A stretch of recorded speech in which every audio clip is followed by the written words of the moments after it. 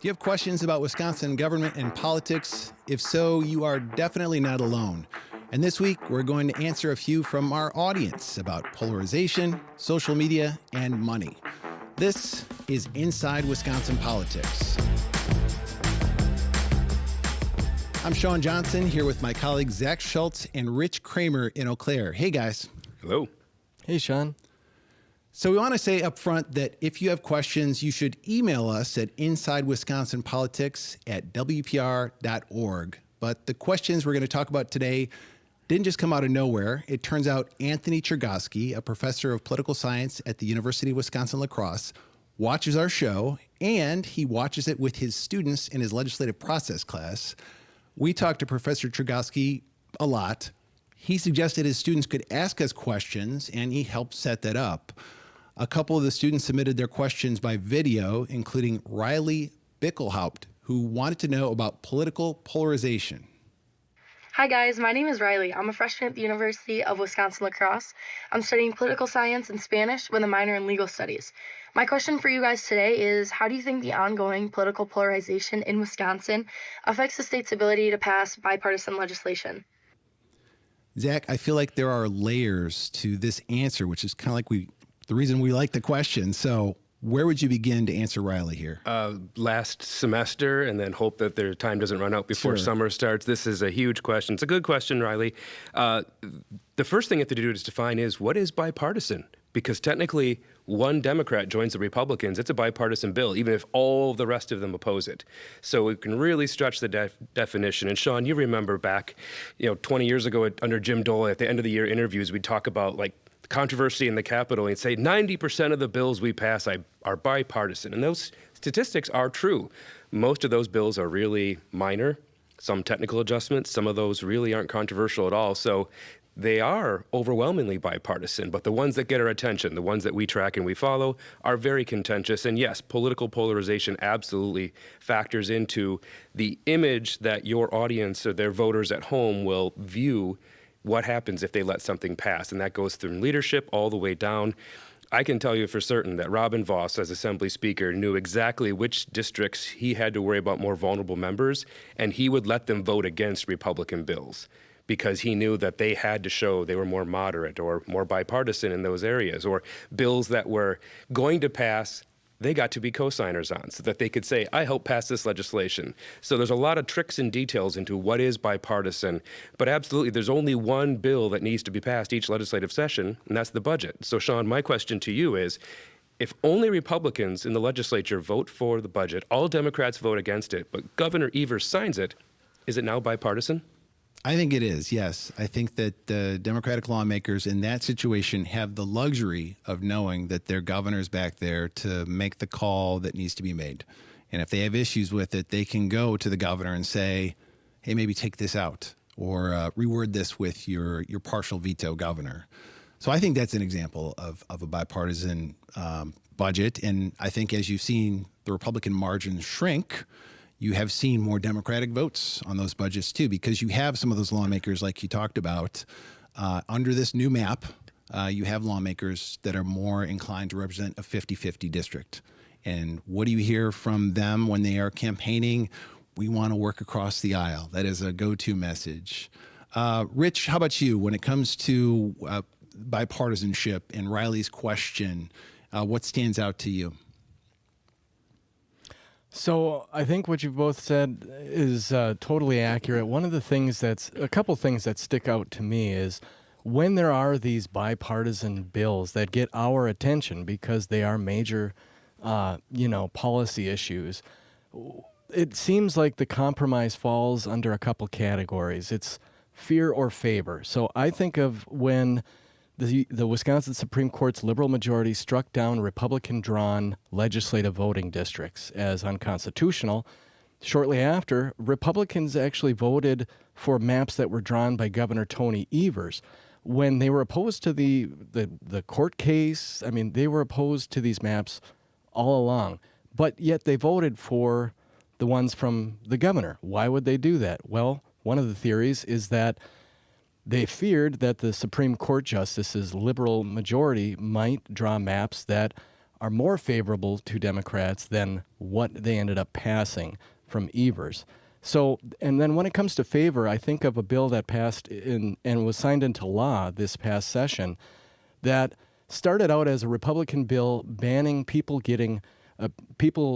from purchasing soda or candy with federal food assistance. Democrats hated the bill, but it was amended, and Democrats wanted to get a lot of new funding and positions for the Department of Health Services so that it can comply with federal changes to the food assistance program and avoid putting the entire program at risk. Republicans on their own weren't interested in that, but this bill morphed into a soda and candy ban plus $72 million for the Department of Health Services. So that's one of those favor for favor kind of bills. I think the one thing that I would like to impart upon people who feel like you look around the politics today and it feels extremely polarized. I think that, yes, some Democrats and some Republicans legitimately hate the other party and in no uncertain terms. I think the Wisconsin legislature has a lot of moments, though, of actual bipartisanship. I think about the local government funding bill that they passed, shared revenue, we'd call it. I mean, I cannot believe that they did that, Republicans and Democrats, that raised sales taxes in Milwaukee. It's something that you never could have imagined the Republican Party doing years ago. But in Evers' second term, it seems like he's been able to cut those deals. And particularly since he got these new maps, he's been able to cut those deals. And as you alluded to, Zach, Robin Vos sometimes quotes this too. 95%, I think, is the number he gives of the bills that they pass in the Wisconsin legislature are bipartisan because, yeah, the legislature passes a lot of bills that are incremental, and we don't write about them. We don't talk about them as much, but they're there. They do pass a lot of stuff that is not a knockdown, drag-out fight. And I think we saw two milestone shifts that have occurred over Governor Evers' time in office, where this really came to the head, where a Republican legislature had to work with a Democratic governor. In the first term, Republicans were bound and determined to give the governor nothing. They sent him a budget and said, "We dare you to sign this." And over, Democrats could not get their bills to come to committee, couldn't get a hearing, never got to the floor. In fact, if Democrats wanted a bill to pass, they would go find a Republican they could work with, and they would have them become the sponsor. So they had to give the Republican credit in order to get it somewhere. And that was in order to make Governor Evers look bad, to weaken him for re-election. But then when he won in 22, Republicans realized, well, we still have another 4 years, so it doesn't make sense to keep spiting ourselves. Right. Let's see what we can get done. And so there was a change there. And then the other thing that Rich pointed out is when the maps changed, we saw the electorate change underneath these politicians, and we saw more people running to the middle because they needed to if they wanted to keep their majority and keep that seat. And so we saw more effort to bring things to the floor. And the question that kind of gets back to the heart of what Riley's been looking at is there's a federal image of polarization. There's the theater that comes out of press releases that we see from politicians. And then there's the reality of what it looks like at the end of the day in the chamber when they all walk off the floor back into the assembly parlor where the cameras aren't, and we're allowed to get a little glimpse of them laughing, drinking coffee together, shaking hands. It's nowhere near the old days where they would go drink beer afterwards at the bars. But they still do communicate. A lot of the anger is theater for their voters or for the media. They are actually people, it turns out, who talk to each other sometimes, and especially back in that chamber, as you mentioned. Riley had kind of we'll call it a part two to that. It's a follow-up question. This was submitted by email. Riley asks, how would you describe the effects of social media and misinformation on the political environment in Wisconsin?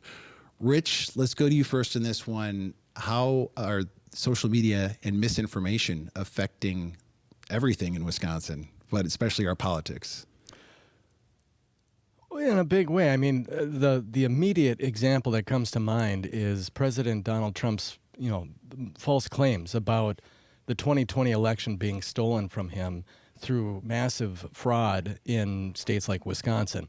So he began tweeting about that and has kept it up essentially ever since. So one of those tweets was a direct threat to Assembly Speaker Robin Vos, where he said, look, decertify the election or else, someone's going to run a primary against you. And that ended up happening. Vos said that it's impossible to decertify the election. Eventually, there was a recall effort, and the challenger to Vos was endorsed by President Donald Trump. and almost won. I mean, Voss's victory was less than 300 votes. So that would have had a really big impact on just the business of the assembly and the legislature as a whole. So that's one concrete example, but there's all sorts of others. You know, I spend a lot of time on social media, X, Twitter, whatever you want to call it. You got the question first But- for a reason, buddy. Yeah, so I mean, it's not real life compared to people you meet on the street, or but also it bleeds into it. And one example is these young conservatives, Turning Point. They're very, very focused on social media. That's how they get the message out about candidates.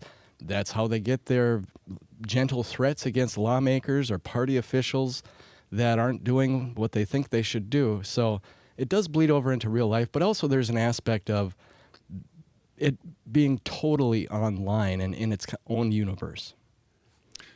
We had another question from Anthony Chergosky's class. This one came from Kylie Scanador, a junior studying political science and criminal justice. She asks, do you think more ideologically extreme candidates hurt their party in a state like Wisconsin, or do these candidates help their party win? Zach, will we get an answer to this one once and for all this November? Yes and no.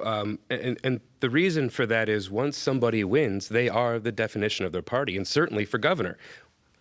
At one point in time, Tom Tiffany was one of the more right-leaning, you could label him an extreme. He was one of the early ones to cozy up to Donald Trump and the MAGA movement. He was on the far right of the Republican congressional delegation, and certainly Republicans within the state.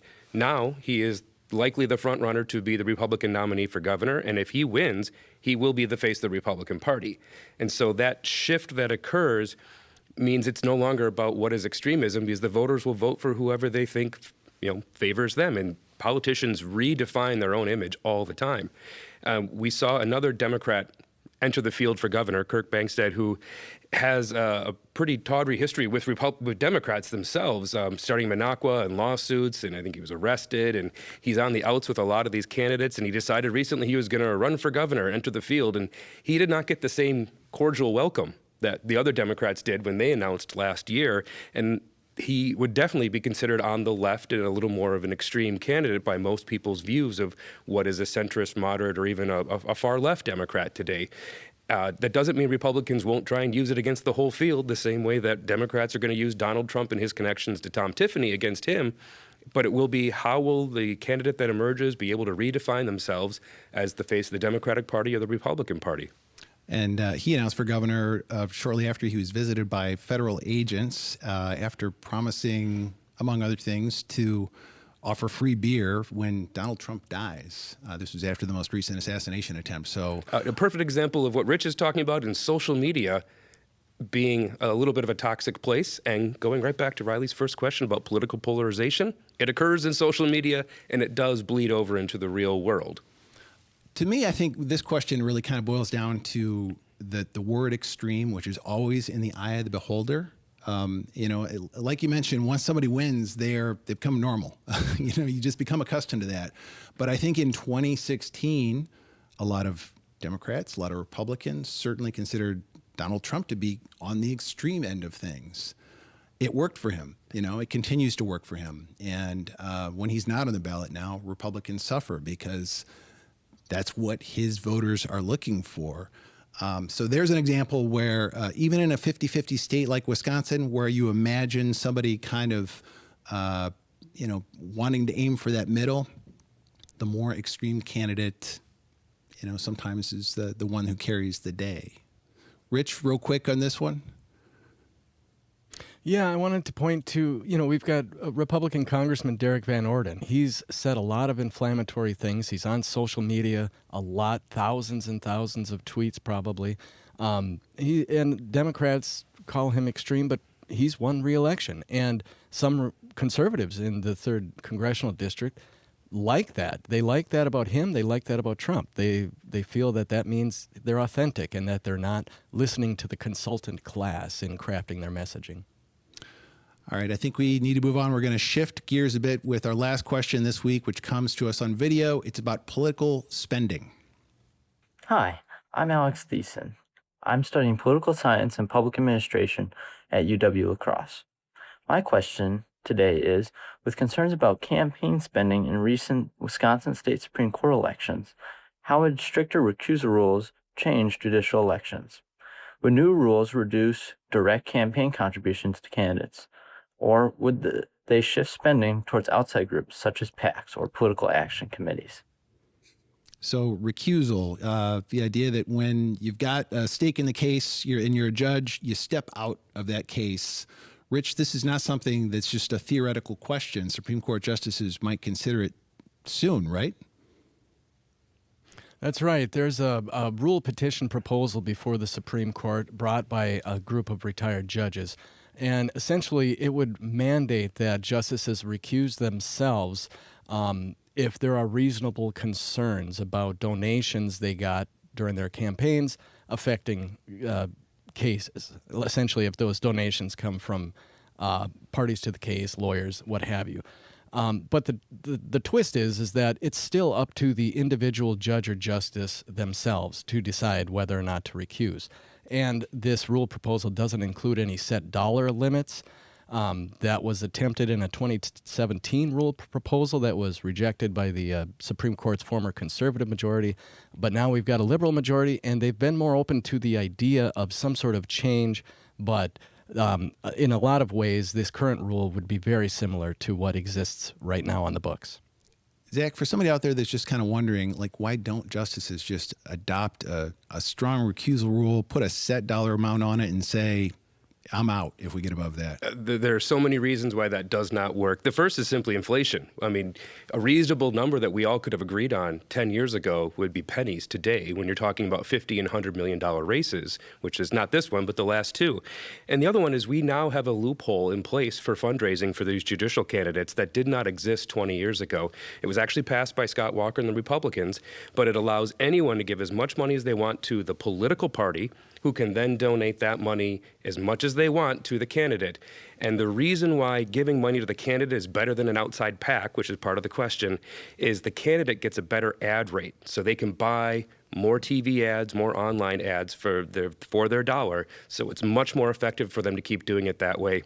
And finding what is the actual number, especially if it gets funneled through a party, is a really difficult question to ask.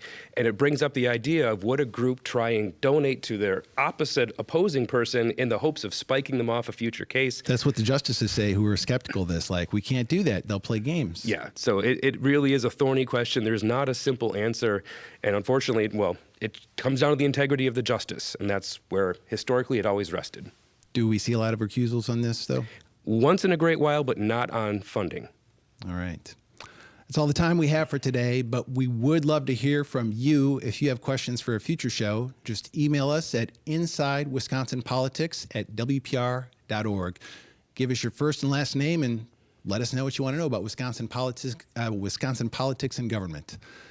Thanks for joining us. This has been Inside Wisconsin Politics. Our colleague Anya Van Wagtendonk will be back in a couple weeks. Be sure to follow us on pbswisconsin.org, wpr.org, YouTube, or wherever you get your podcasts.